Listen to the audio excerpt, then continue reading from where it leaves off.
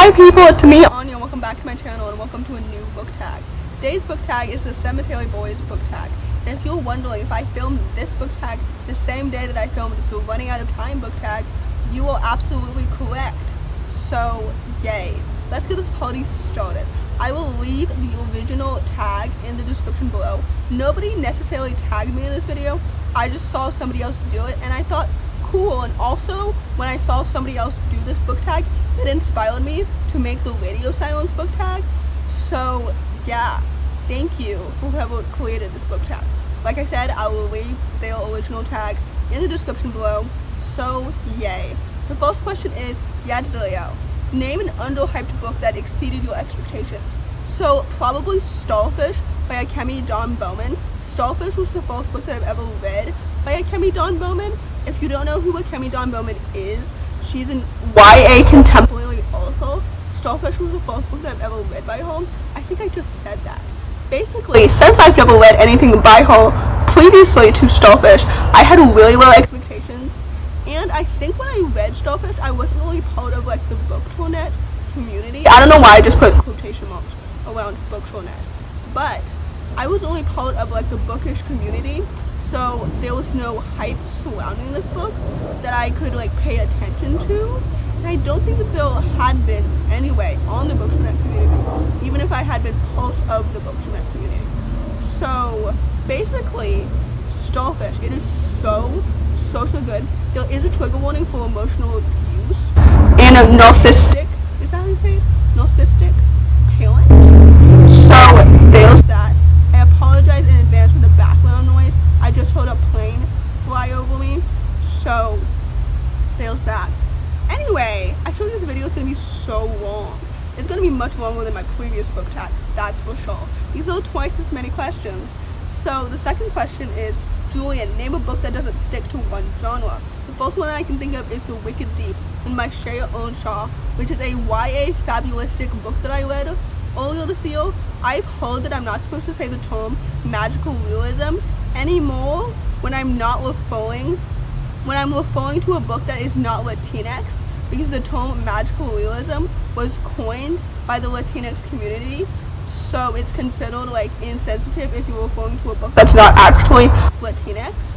So I think that I'm supposed to use the term fabulism instead. So basically, The Wicked Deep is fabulistic, and it was also fabulous because it was so good. I really enjoyed it. I gave it 4 stars. So yeah. The third question is, Maritza, name a book that helped you or got you through a tough time. So I would say that all of the books that I read over the summer of quarantine helped me through quarantine. But I can't name all of them individually because I read so many books this year. So yeah, a lot of books helped me through quarantine this year, but I'm not going to name them all because I read so many. So anyway, the fourth question is, Quinces, name your favorite coming-of-age story. The first one I can think of is definitely The Poet X, written by Elizabeth Acevedo. I've talked about this book a lot recently because it's one of my favorite YA contemporaries, and it features a black main character, which we love to see it. I've said that a lot on my channel recently too. So anyway, Elizabeth Acevedo is so talented. I will read anything that she writes because she is so talented. I love all of her books. Between The Poet X, With the Fire on High, and Clap When You Land, The Poet X is definitely her best book. And honestly, if I were to rank those 3 books, I would rank them from best to worst. The Poet X, Clap When You Land, and then With the Fire on High. I think, which one's the second one? Wait. Clap When You Land was one of my most anticipated 2020 releases because The Poet X was so good. So yeah, The Poet X. The next question is, Dia de Muertos, name a backlisted book you wish you could bring back and hype up again. So a backlisted book that I absolutely love is Ace of Shades, written by Amanda Foody. Ace of Shades is one of my favorite books. Amanda Foody is one of my favorite authors. I love everything that she's written. I am so excited for her 2 2021 books. She has a new middle grade debut book coming out in March, I think, of 2021. And then she has another YA fantasy book. I think it's fantasy. Anyway, she's writing a book with Kristen Lynn Holman, who's the author of the Devouring Grey duology. and it's called All of Us Villains or something like that, and it comes out in September, and I'm so excited.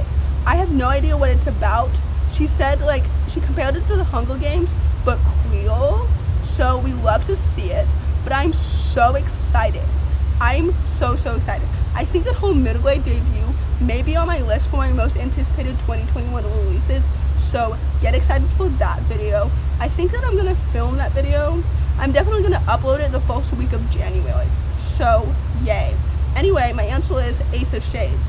The next question is Pan de Puerto. Also, by the way, let me know if I'm mispronouncing any of these Spanish words.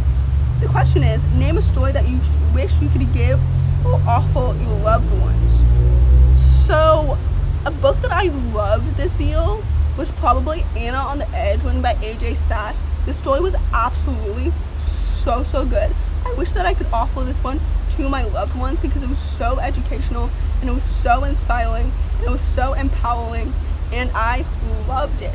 I think that this book is the one that inspired me to make a list of my favorite own voices books. When is that video coming? I don't know. Maybe I've already filmed it by the time that you watch this video. I don't know. But anyway, Anna on the Edge is literally so good. It's middle grade contemporary. It's absolutely amazing. So I highly recommend it. So the next question is Tether. Name a book that you feel the most connected to.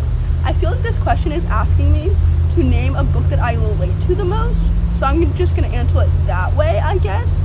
The book that feels the most relatable to me right now, that I can think of off the top of my head, besides one that I've already mentioned, is The Silence Between Us, because I just read it. It was absolutely amazing. It's YA contemporary.